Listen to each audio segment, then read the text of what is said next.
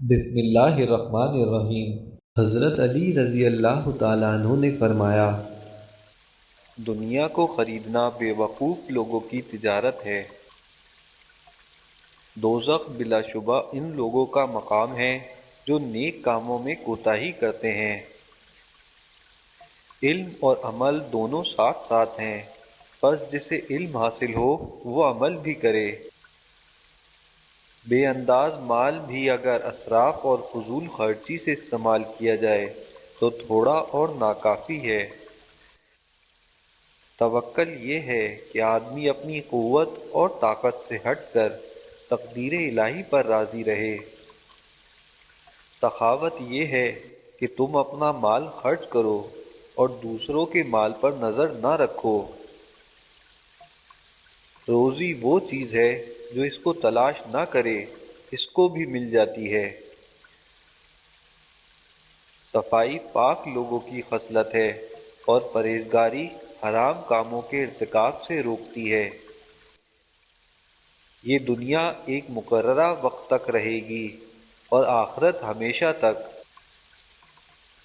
خواہش پرستی ایک پوشیدہ مگر مہلک بیماری ہے۔ عقل جسے نصیب ہو اس کے لیے زینت اور علم جو اس پر عمل کرے اس کے لیے ہدایت ہے۔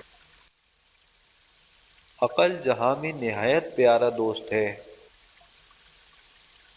سب سے پہلی عبادت یہ ہے کہ انسان مصیبت میں صبر کر کے اللہ تعالیٰ کی طرف سے مدد کا منتظر رہے۔ دنیا وہ چیز ہے کہ عقل مندوں نے اس کو طلاق دی اور یہ انہی لوگوں کا مطلوب ہے جو گندے اور ناپاک ہیں۔ حاسد کو کسی سے دوستی نہیں اور خائن سے کبھی وفا نہیں ہوتی۔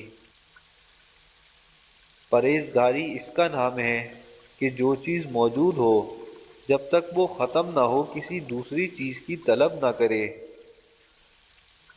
اللہ تعالیٰ کی عبادت میں مشغول ہونا بڑی مفید تجارت اور اس کی رحمت کا طلبگار رہنا اعلیٰ درجے کی کامیابی ہے۔